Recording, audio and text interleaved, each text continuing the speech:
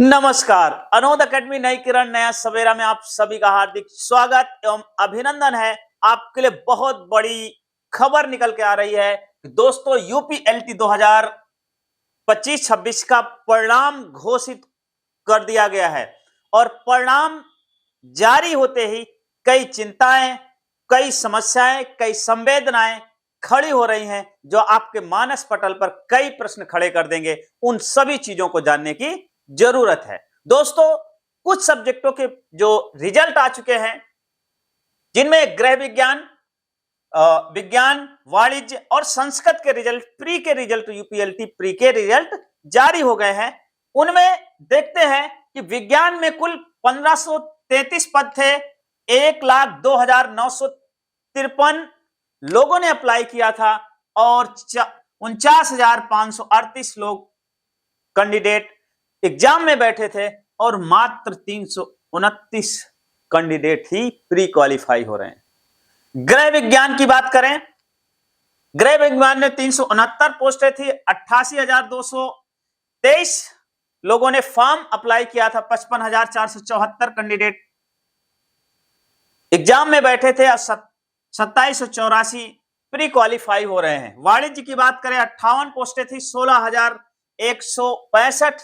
66,165 लोगों ने form apply किया था और अपियर हुए थे 30,619 और क्वालिफाई हो रहे हैं 887 कैंडिडेट। संस्कृत की बात करें हम तो 182 मेल फीमेल पोस्ट थी और 40,402 लोगों ने फॉर्म अप्लाई किया था और 26,273 लोग फॉर्म जो कैंडिडेट है वो अपियर हुए थे और 2,772 लोग इसमें बैठे थे, वो क्वालिफाई हो रहे हैं, प्री क्वालिफाई हो रहे हैं। इस रिजल्ट ने कई प्रश्न हमारे सामने खड़े कर दिए हैं। पहले तो जिन लोगों का हुआ है उन्हें बहुत बहुत बधाई, उनका हार्दिक स्वागत एवं अभिनंदन है। लेकिन जो 15-16 गुने हमें बच्चे कैंडिडेट लेने थे प्री क्वालिफाई के लिए, वो हमें कैंडिडेट नहीं मिले। इसकी क्या वजह है, इस संवेदना पर हमें विचार करने की जरूरत है।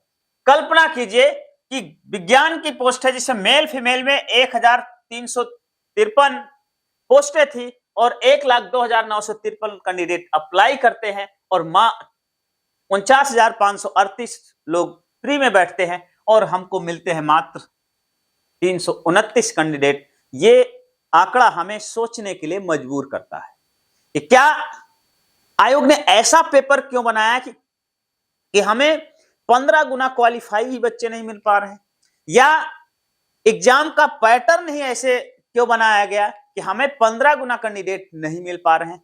क्या हम इस क्वालिफाइंग नेचर के तरीके से हम एक से बढ़कर एक टैलेंटेड प्रतिभा को पहले ही बाहर कर देना चाहते हैं? ऐसी बहुत बड़ी प्रतिभाएं पड़ी हैं जो विज्ञान में महारत हासिल कर रखे हैं, लेकिन इस एग्जाम के नेचर ने उस पहले सीढ़ी से उन्हें बाहर कर दिया। और पहले सीढ़ी से बाहर करने के बावजूद ये भी नहीं कि कम से कम 15 गुना बच्चे, 15 गुना कैंडिडेट मिल जाते उनमें, लेकिन ऐसा नेचर रखा गया, ऐसे प्रकृति रखी गई क्वालिफाइंग। बहुत से कैंडिडेटों का ऐसा भी कहना है कि हम जब घर में मिला रहे थे उसमें तो हम क्वालिफाई हो रहे थे, मिनिमम क्वालिफिकेशन, लेकिन हमारा फाइनल रिजल्ट में नाम नहीं आया है। ऐसे कई प्रश्न आप लोगों के सामने खड़े हो रहे हैं। वास्तव में जो सब्जेक्ट में चयन का उद्देश्य होता है, परीक्षा का उद्देश्य होता है कि उपलब्ध संसाधनों में जो बेस्ट संसाधन उसका हम यूज करें।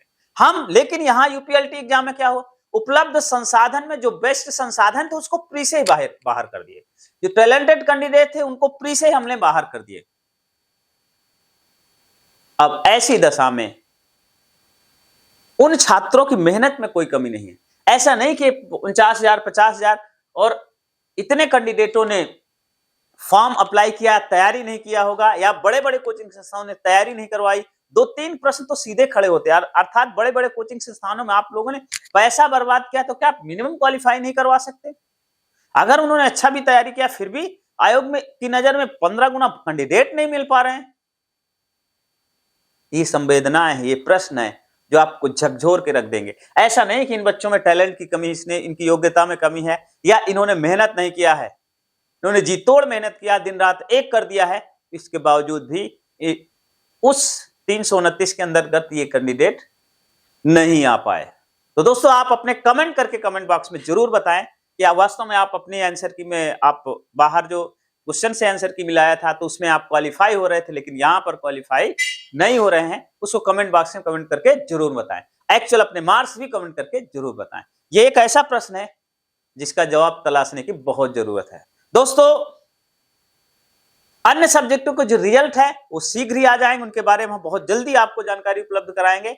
और वीडियो को लाइक करें और चैनल को सब्सक्राइब करें और अधिक से अधिक तक इससे शेयर जरूर करें, ताकि आपकी आवाज यहीं तक खत्म नहीं हो जाना चाहिए। आखिरकार अगर 15 गुने कैंडिडेट नहीं मिल रहे हैं तो मिनिमम क्वालिफिकेशन के मार्क्स कम करके हमें 15 गुने लेने में क्या आपत्ति है। हो सकता है जो व्यक्ति मिनिमम क्वालिफिकेशन में नहीं आ रहा लेकिन उसमें 15 गुने में वो बहुत टैलेंटेड बच्चा है और वो आके आपका, अब इसमें क्या होगा, पोस्ट रह जाएंगे खाली। इसमें क्या होगा, पोस्ट खाली रह जाएंगे। अब ये हो जाएंगे पोस्ट खाली। देखिए इसका गेम समझिए, अब पोस्ट रह जाएंगे खाली। सरकार की नजरों में तो इतने पद भर दिए गए 1353 और चयन इतना हुआ, पोस्ट रह गए खाली, नंबर काउंट हो जाएगी। सरकार ने इतना रोजगार आपको उपलब्ध कराया।